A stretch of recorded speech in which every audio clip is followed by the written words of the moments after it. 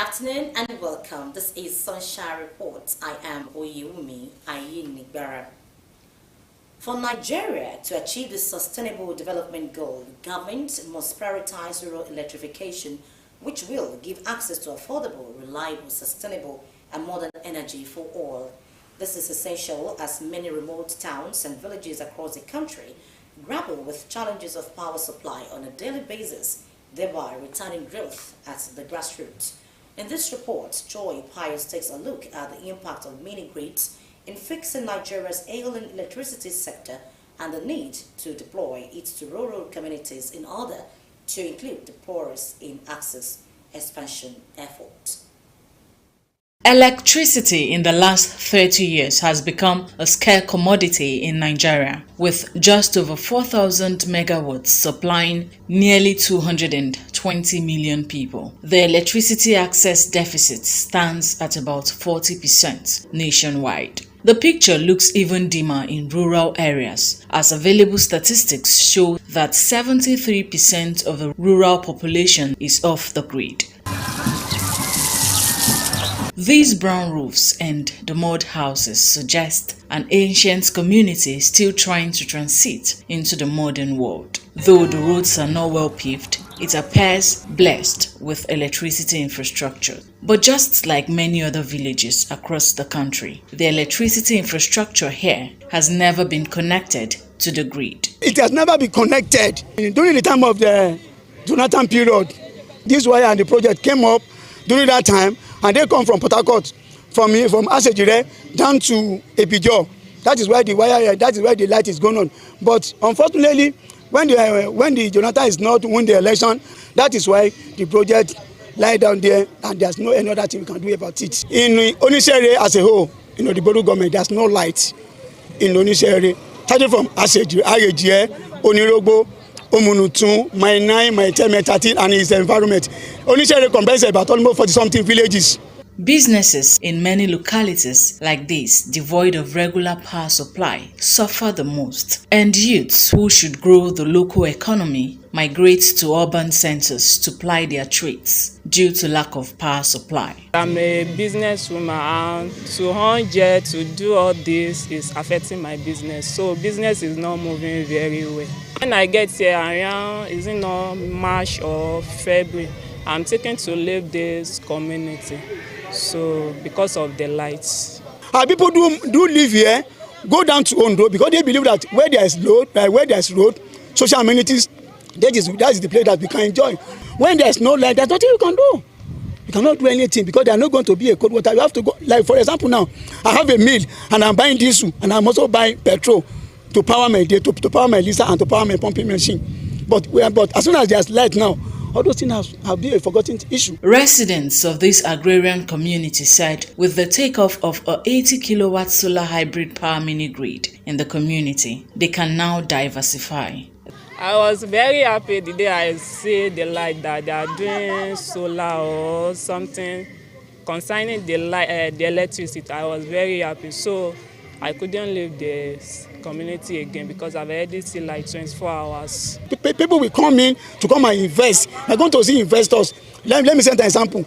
We are going to see people that sawmillers, the welders, the hairdressers, the barbing saloon, everybody will come in and it will boost the economy of the community. There are many communities like Onirogbo in Odigbo local government area of Ondo State that have either been cut off the national grid or has never been connected, contributing to underdevelopment in the remote areas. With the decentralization of the power sector in Nigeria, giving powers to state, local governments, and individuals to generate electricity, rural communities should be targeted if the goal of leaving no one behind in the much-awaited energy transition would be achieved. Joy Pius, Osrc News. A government initiative towards bringing issues relating to female students in tertiary institution has been launched in Iroyin Ondo State capital, codenamed Odatuwa Campus Outreach. It's being championed by the Special Advisor to Governor on Women Affairs, Sheun Osamaye. The event held at the Ondo State College of Health Technology, Akure, is also to enable government listen directly to female students for urgent solutions. Osrc's reporter Iroyin Ipinle Ondo has details. Odatiwa campus outreach flagged off at the Ondo State College of Health Technology, Akure, is aimed at giving voice to the female students. For students of tertiary institutions, we are going to be reaching out to them under the scheme called Campus Outreach. Special advisor to Governor Ayedatiwa on Women Affairs, Seun Osamaye, said the initiative will enable government hear from the students directly. She encouraged them to have the mindset of achieving their purpose in life, regardless of challenges. What we have come here today, this morning, is to listen to you first. This is our first visit here. So that we can hear you and know how government can help you. How government, this government especially, can find a way to ensure that you maximize and fulfill your potentials. Others at the forum, including Senior Special Assistant to Governor Ayedatiwa on Community Engagement, Oluwafemi Fadairo, advised the students on safe drive. The other area we can assist is to provide them their infrastructural stuffs, like good roads, water, good conducive lecture theater by providing them healthy chairs. Some of the students speak. This all is too small for the students. We only have females here, and the all is filled up already. What if it is male and female here? So we need a more elaborate hall that will be conducive for the students. If you go to different schools, even if you are coming from anywhere, you will see from the outside that this one is a higher institution. But if you are coming to our school, it will look more like a secondary school. Our school hostel. It is nothing to write home about. Both the female and the male hostel. It is nothing. The ceilings are falling. The beds are broken. We would like to employ the government to please help us to renovate our school hostel. Though we may see that this college does not have good structure, but if we talk of performance, if we talk of quality, in fact, we are the best in the country. This College of Health Technology is a pace setter for other colleges of health technology in Nigeria. But I think what we need is more infrastructure, creating an enabling environment for our students to study and to have quality training and education. High point of the event was health talk on personal hygiene as delivered by a registered nurse, Oluwatomishi Adeyemi. The team also moved to Ilaramokin, where women from various communities in the federal local government area gathered for get-together. Ṣeun ọmọ wa ni ìwọ́pọ̀ tó wà lé ní ó fi ẹ̀mí mórè hàn àwọn obìnrin wípé obìnrin náà èèyàn náà ni wá. Gbogbo àwọn nǹkan oríṣiríṣi tó ṣe mi ti rí anybody tó ṣe ní Ondo State yìí rí but ó try ó kọ́ àwọn obìnrin mọ́ra. Àmì jíjẹ kọ́ ebi pẹ̀láyé kẹrin ló fúrufú ẹni jábọ́ kẹrin lórí alẹ̀ mọ́tò rẹ̀ rájà. The get-together is a quarterly event organized by Seun Osamaye for women in the area. Omoriola Hungbeji, Osrc News. And ahead of the November 16 governorship election in Ondo State, APC women leaders in Odigbo local government areas of the state have promised to mobilize massively for the victory of Governor Lucky Ayedatiwa. At a stakeholders meeting in Ore, the women who expressed their readiness to share the success of the party at the election said the strides of Governor Ayedatiwa to make life more meaningful for residents of the state are evident across the state. Governor Lucky Ayedatiwa, while appreciating the women, urged them not to waver in spreading the gospel of good governance in the state. Government House correspondent Wahab Bankole reports that the meeting was attended by women leaders in all the 12 wards in the council area.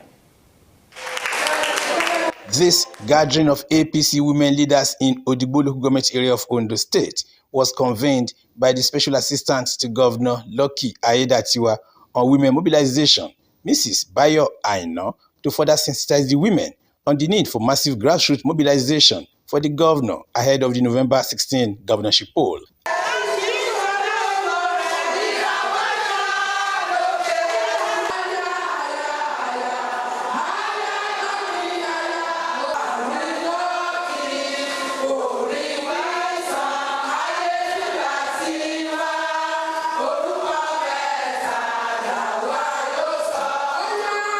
Addressing the women leaders who came from the 12 wards in the council area, the convener, Mrs. Bayo Aino, appreciated the women for attending the meeting while rallying support for the governor.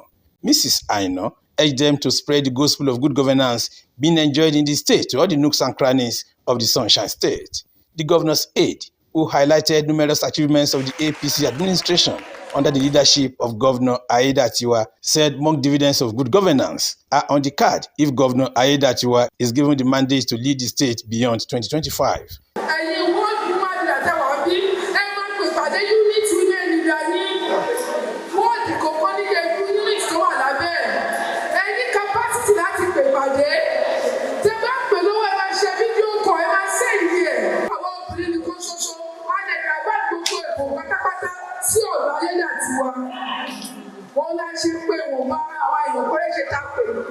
They believe in our governor, and they believe that our governor is the only one that can take them to the promised land.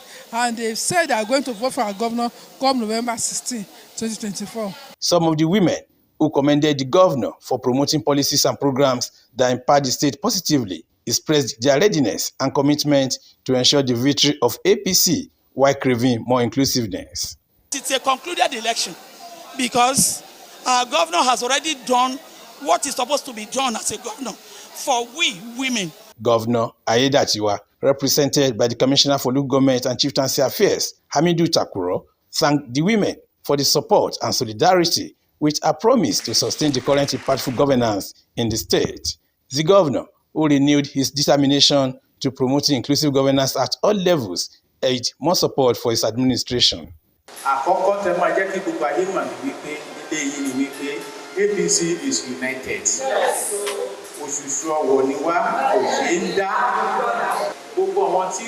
Transition committee they are there to work for the people of Ondo State. Development local government. He has a good plan, big plan, beautiful one that is trying to make sure that the women of Ondo State will always smile under his administration.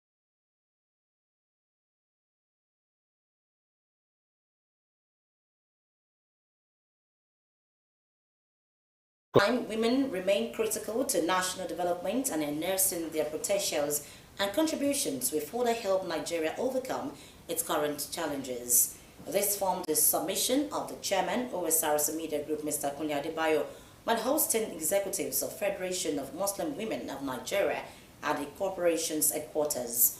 Osrc Said Aribisala reports that the Osrc management restated its commitment to championing the voice of women.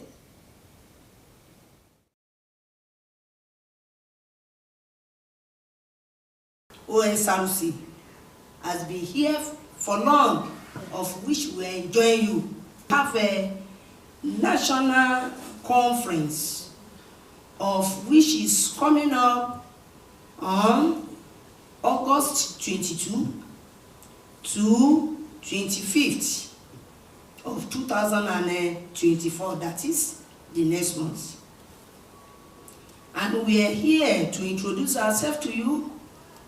We are here to invite you, all the stations. We are here to invite you that we want you to come and grace the occasion. We want you to give us full support. We want you to come and assist us. We need your help.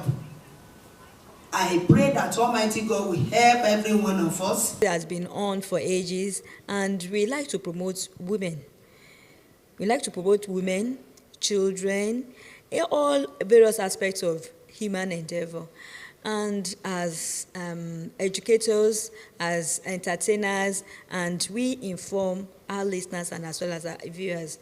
In area of women, we have a lot of programs channeled towards that, where we promote women on television, on Alalaye, and on Orange 94.5 FM. It's not about promoting women only, but empowering them as well, and informing them, also sensitizing them about things that they can do as women, that they can do to add value to their family, to add value to themselves.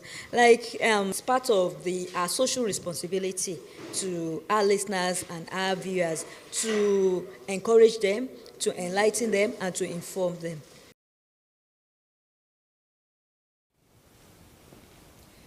Ondo State government says no stone would be left untouched in the development of the state and its people. The State Deputy Governor, Dr. Olayide Adelami, while addressing the chairman and members of the Joint National Congress at the Cocoa Conference Hall in Akure, Ondo State capital, said government has put in place all structures to ensure even distribution of dividends of democracy. Government House correspondent Zimo Ebiemi was there, and the report is presented from our studios.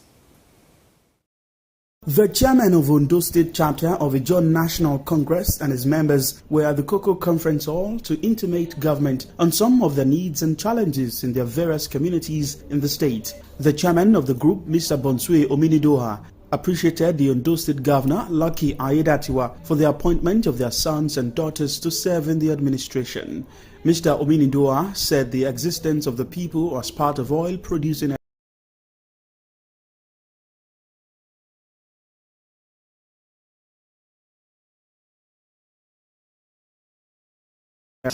for peace, development, and progress.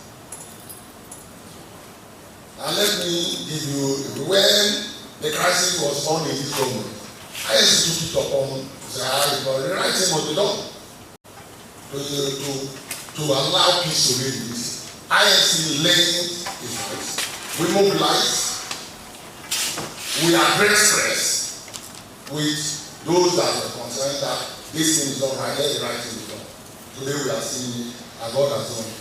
Responding, the Ondo State Governor, Lucky Ayedatiwa, represented by his deputy, Dr. Olayide Adelami, promised that all demands will be presented to the appropriate authorities for consideration. I've noted all that you have said, and in fact, good enough, you also put it in writing, and have highlighted all the key areas of your request. You started by thanking God for the emergence of our government, Excellency,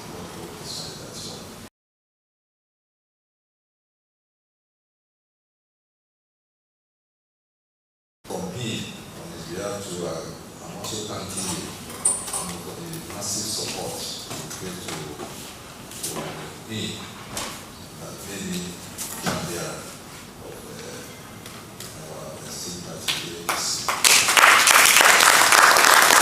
Speaking on abandoned projects and the construction of the Agadagba Arobo Bridge in the area, the Deputy Governor assured the visitors of government support as the state government would not leave out any area in its developmental programs in the state. Yes, there are some challenges, there are some complaints, arising from the creation of SC across the state. It's not peculiar to areas in the local government. Government is a continuum. Government is, continuously looking into some of all these complaints, and we work on them. And the aim of making some amendments. So I can assure you that we believe that government will address some of these problems. The Deputy Governor urged the chairman and members of the Congress to support the present administration at the upcoming November 16 governorship election in Ondo State. The July edition of environmental sanitation holds across Ondo State tomorrow, 27th July 2024. Commissioner for Environment Oyeni Usini, in a statement by the General Manager on the State Waste Management Authority, Adifolajo Mowale, said there will be restriction of human and vehicular movement between the hour of 7 and 10 in the morning. When urging residents of the state to use the period to clean their surroundings, the statement said any violator will face the wrath of the law. It reiterated the commitment of the present administration of Governor Lucky Ayeda environment. The Ondo State government will do everything it can to pay the 70,000 naira minimum wage as agreed between the federal government and organized labor and as legislated upon by the Senate. Commissioner for Information and Orientation, Wali Akinlosoto, gave the assurance while featuring on State of the State, a current affairs program on Osrc television.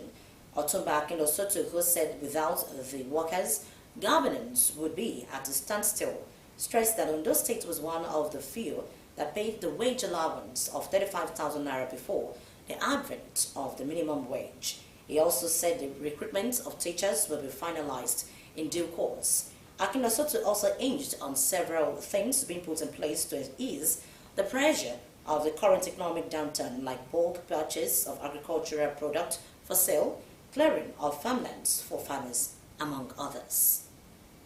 The governor did everything he could in Ondo State to make sure that he paid the 35,000. Now, instead of just taking it away,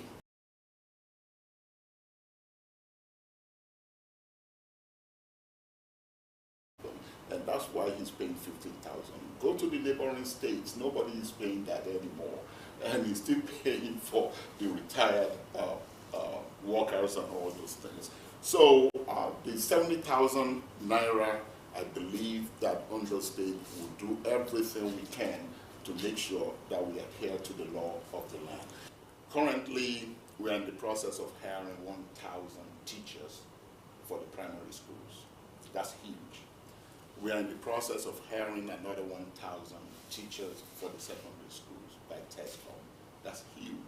That will be 2,000 new teachers injected into the school system. Recently, our governor signed into law the bill that will allow us to appoint more judges in Ondo State. And if you look at the location where they are right now, when you look at what they are using right now, it's not going to be conducive anymore.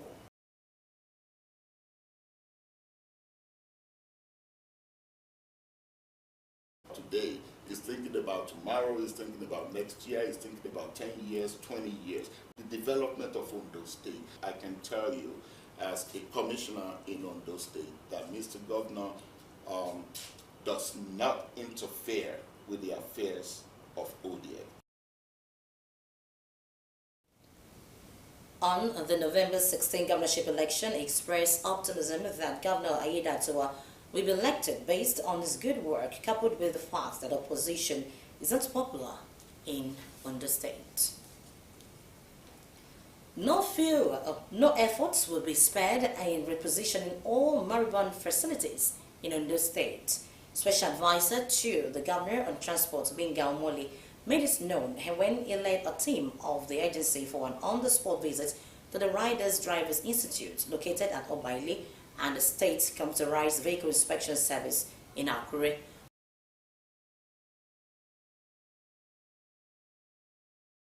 It remains a top priority of the present administration.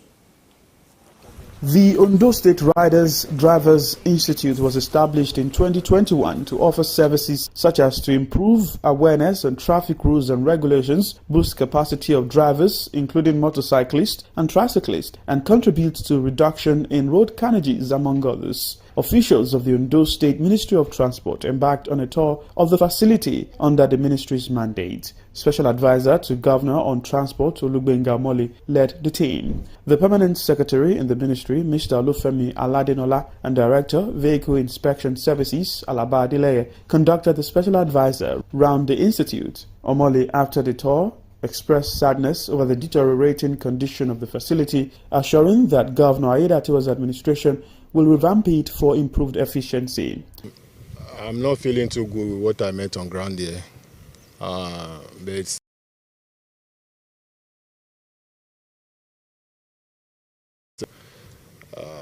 we have to change the narrative from now, because government cannot have a massive infrastructure on a massive land like this and be abandoned. We seek the approval of Mr. Governor for this place to be renovated and bring back to life. The team also visited the Vehicle Inspection Service, where the special advisor assessed operations at Computerized Vehicle Center. It was disclosed that about 11,000 registered riders' licenses have not been collected by motorcycle operators. I don't know why they have not come here to collect their driver's license, so rider's license rather.